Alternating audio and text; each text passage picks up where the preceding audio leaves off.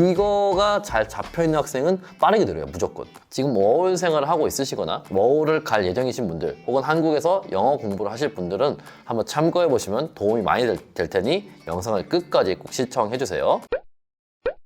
안녕하세요, 콘크리트의 달변가 영쌤입니다. 저는 현재 영어 강사로 활동을 하고 있고 42만 구독자를 보유한 달변가 영쌤이라는 영어 유튜버 채널도 운영하고 있습니다. 당연히 영어로 의사소통도 가능하고요.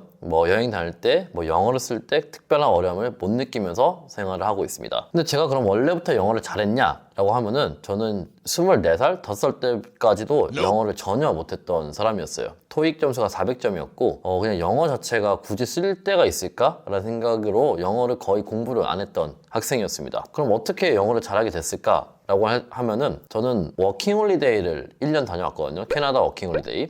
워킹홀리데이를 1년 다녀왔고 그 후로 영어가 폭발적으로 늘었습니다. 근데 몇몇 분은 알 거예요. 워홀 갔다 온 내 친구는 그렇게 영어가 많이 늘지 않았는데 실제로 워홀 1년을 갔다고 해서 영어가 폭발적으로 늘지는 않아요. 그럼 제가 1년 동안 도대체 워홀에서 무엇을 했길래 이렇게 영어가 빨리 늘 수 있었는지 그 5가지 제가 세운 기준, 저의 방법에 대해서 말씀을 드려볼게요.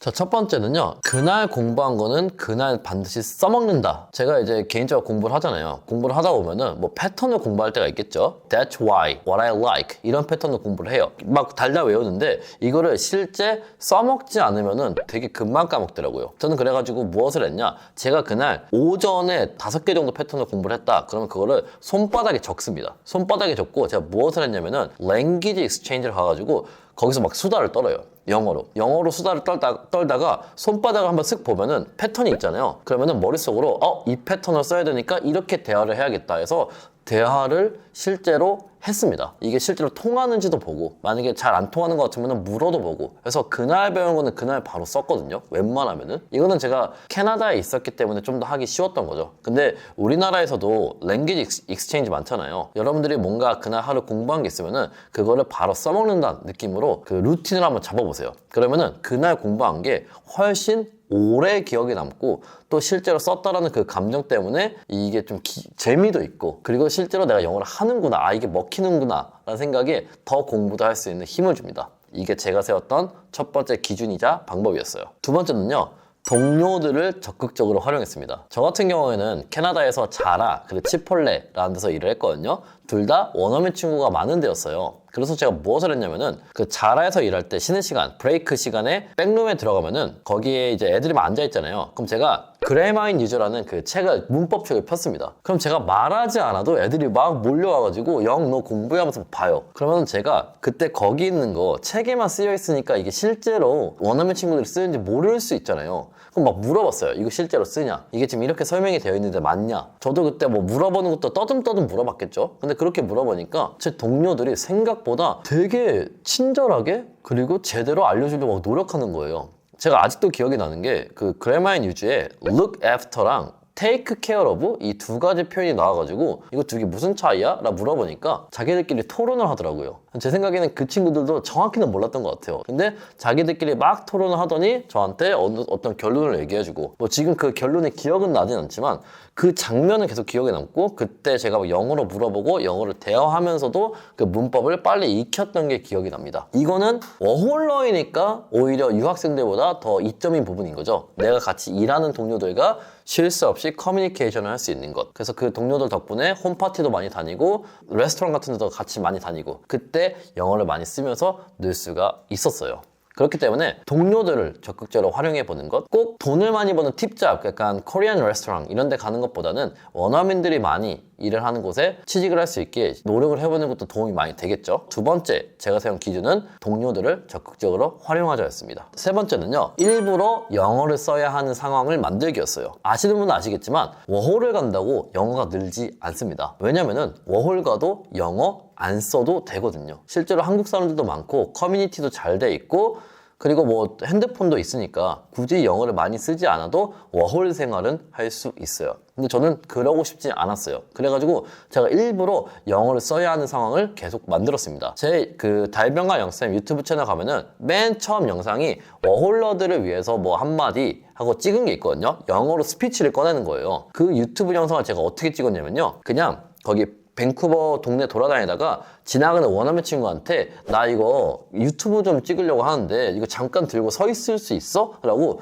물어봐서 이 영상을 아예 모르는 사람이 촬영해 준 거예요. 지금 생각해보면 정말 미친놈이었죠. 근데 저는 일단 그거를 물어본다는 것 자체가 긴장이 되게 많이 되는 상황이었기 때문에 이 영어로 말한 스피치를 달달 외워야 했습니다. 진짜 한 50번, 60번은 막 소리 꺼내보고 한번 혼자 촬영해보고 했던 것 같아요. 그 다음에 원어민 앞에 가서 그 영어를 꺼내니까 비록 뭐 떠듬떠듬하고 발음도 틀리고 했겠지만 그때 썼던 표현들은 정말 오래 기억이 남더라고요. 그 앞에 막 보면은 3분 인터뷰 막 이런 것도 있거든요. 원어민이랑 3분 인터뷰를 하기 위해서 저는 일주일을 준비를 해야 됐어요. 대본도 다 쓰고 내가 어떤 질문을 해야 되는지 어떤 단어들이 나올지 미리 공부하고 인터뷰를 했거든요. 그러니까 짧은 인터뷰지만 어쨌든 영어 공부가 많이 됐던 거죠. 이처럼 저는 영어를 일부러 써야 하는 상황을 굉장히 많이 만들었어요. 심지어 워킹홀리데이는 어쩔 수 없이 영어를 써야 하는 상황이 많잖아요. 근데 저는 그것 말고도 더 많이 만든 거죠. 저희가 시간을 내서 이날은 영어 인터뷰를 하겠다. 이날은 영어 촬영을 하겠다. 이런 것들이 많았기 때문에 저는 영어가 좀 빠르게 늘 수 있었습니다. 이건 한국에서도 여러분들이 적용해 볼 수 있는 거예요. 한국에서도 영어로 스피치 꺼낼 수 있고 영어 프레젠테이션 할 수도 있잖아요. 그런 어쩔 수 없이 해야 되는 상황을 여러분들이 많이 만들어 보세요. 그러면은 누가 뭐라고 시키지 않아도 무엇보다 영어를 공부를 하게 돼요, 스스로. 그래서 세 번째 저의 기준은 어쩔 수 없는 상황을 만든다였습니다. 네 번째는 공부가 아니라 습관이다였어요. 제가 워킹홀리데이 생활을 1년 했거든요. 365일이잖아요. 365일 중에 제가 공부를 안 했던 날이 5일도 안 돼요. 정말 말 그대로 매일 공부를 했습니다. 그때 다이어리 보면은 매일 루틴화가 돼 있어가지고 뭐 단어 4개 외우기, 미드로 공부하기, 문법 공부하기, 리딩하기 이렇게 막 나눠서 제가 했거든요. 근데 그거를 정말 말 그대로 매일 했어요. 근데 제가 그렇게 할 수 있었던 이유를 돌이켜보면은 저는 그때 그 영어를 공부라고 생각을 안 했어요. 그냥 그때는 그냥 습관이다. 그냥 당연히 하는 거다. 약간 밥 먹는 거와 똑같이 그냥 시간이 되면 앉아서 제가 책을 펴가지고 이걸 공부를 하고 암기를 하고 영어를 꺼내봤습니다. 그래가지고 저는 여러분들이 어느 정도 이 영어 공부에 대해서 습관화를 시킬 필요가 굉장히 있다고 생각을 해요. 한국에서 외국에 갈 준비를 하는 학생들에게 거듭 강조하는 거예요. 거기 가서도 영어는 공부해야 되는데 한국에서 미리 습관화 시켜놔라, 공부를 하는 거. 그러지 않으면은 거기서 습관화 시키는 게 어려울 수 있다. 저는 실제로 캐나다 가기 전에 6개월을 정말 쉬지 않고 공부를 했거든요. 근데 그 공부하는 습관이 캐나다에서도 연결이 되더라고요. 그래서 저는 매일 공부할 수 있었고, 사실 아까 제가 유학생보다 빠르게 늘었다고 했잖아요. 저는 아마 유학생만큼 공부를 했을 겁니다. 그것도 일을 하면서요. 그래서 자기가 공부하는 습관을 꼭 들여야 워홀러들은 영어가 늡니다. 이거가 잘 잡혀있는 학생은 빠르게 늘어요, 무조건. 근데 이게 안 잡혀있는 분들은 영어가 늘기가 좀 어려울 수 있겠죠. 네 번째 기준, 영어는 공부가 아니라 습관이다. 다섯 번째, 이거 은근히 중요한데 한국인 미워하지 말자입니다. 어월 가는 분들이 그런 의지를 다지시는 분이 많아요. 나는 가면 한국인 안 만나겠어. 한국인이 없는 도시를 가겠어. 왜냐? 난 영어가 빨리 늘어야 하니까. 저는 좀 솔직한 말로 진짜 건방진 생각이라 생각을 해요. 본인도 한국 사람이면서 일단 한국 사람을 기피한다는 것 자체가 약간 좀 되게 이기적인 마음이고, 거기 가는 많은 한국 분들이 다 비슷한 목표, 비슷한 꿈이 있어서 간 거잖아요. 그러면은 응원을 해주는 마음이 차라리 낫지, 한국인들 싫어, 나 한국인들 피할래, 이 마음은 내가 영어가 되는데 그렇게 크게 도움이 되지 않습니다. 만약에 나 한국인들이 없는데 갈래 라고 말해놓고 스마트폰도 안 들고 가면 저는 인정할게요. 근데 여러분들은 한국인들이 없는 데로 간다 라고 얘기하면서 스마트폰을 한국에 있는 친구들한테 의사소통하고 한국 유튜브 계속 보고 한국 영상 보고 하면은 의미가 없겠죠.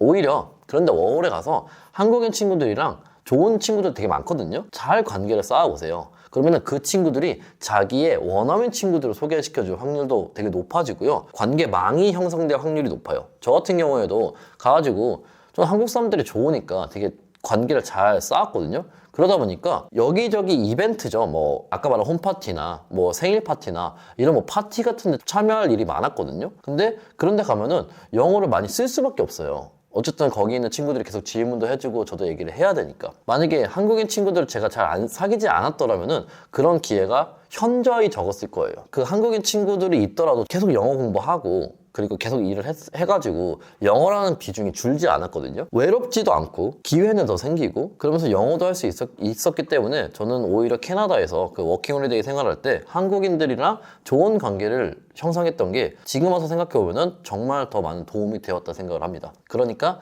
한국인 미워하지 마세요. 오히려 그런 생각하고 가시는 분일수록 공부 안 하고 영어 못할 확률이 높더라고요. 5번째, 저의 기준 한국인 미워하지 말자입니다. 6번째, 제가 아까 5가지라 얘기했는지 기억이 안 나는데 이제 6개, 이게 마지막이에요. 6번째는 당당하자는 겁니다. 그 워홀 가면 그런 말 하잖아요. 우리는 외국인 노동자라고. 근데 그게 그렇게 뭐 나쁜 말인가요? 저는 그냥 우리가 외국인 노동자면은 걔네는 내국인 노동자지 같이 노동자거든요. 그리고 우리는 심지어 한국어 잘 쓰잖아요. 지금 이거 보시는 여러분들 다 한국어 잘 쓰죠. 한국어를 잘 쓰는데 우리한테 익숙하지 않은 영어를 쓰려고 노력하는 사람들인 거잖아요. 거기 가가지고 제가 한국어 잘 쓰는 친구들 막 별로 못 봤거든요. 한국어를 막 정말 저만큼 혹은 최소 저랑 대화할 만큼 한국어를 잘 쓰는 원어민 친구들을 거의 못 봤어요. 만약에 걔네도 한국어를 쓰려고 했으면은 저희가 영어를 쓰는 것만큼 어려워했겠죠. 부끄럽잖아요. 영어를 쓰는 게 되게 부끄럽고 막 그 쪽팔리고 내가 너무 못하는 것 같고 하지만 우리는 그럼에도 영어를 하려고 하는 거잖아요. 그럼 그 모습이 오히려 칭찬받아야 되지 그걸 못한다고 비난받거나 놀림받을 일이 아니라는 거예요. 그래서 저는 제가 영어를 못하면도 되게 당당했고 심지어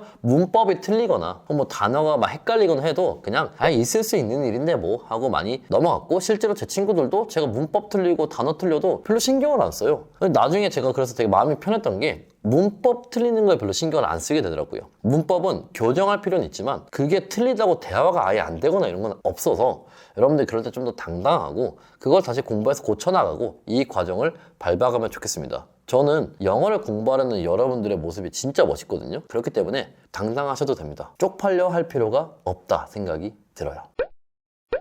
자, 오늘은 이렇게 고작 워홀러였던, 고작은 뺄까? 워홀러였던 제가 어떻게 유학하시는 분들보다 영어가 빨리 늘게 됐냐에 대해서 얘기를 해봤고요. 제 영상이 뭐 유학생들을 비하하는 건 아닙니다. 근데 워홀을 가서도 생각보다 영어를 늘 수 있는, 영어가 잘할 수 있는 기회는 굉장히 많다는 걸 말씀을 드리는 거예요. 왜냐면 어쨌든 일을 한다는 것은 그만큼 책임을 지고 무엇을 해야 된다는 의미이기 때문에 내가 좀 더 열심히 공부를 할 동기를 부여해 주거든요. 그렇게 영어를 잘하면은 실제로 얻게 된 이득이 굉장히 많고 또 워홀은 일생에 한 번 갈 수 있는 거잖아요. 소중한 기회이니까 가서 여러분들이 이루고 싶은 거 다 이루고 그러는 와중에 영어도 많이 늘어서 올 수 있으면 좋겠습니다.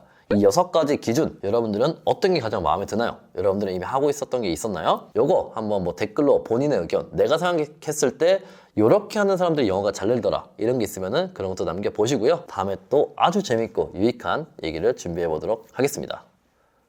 안녕.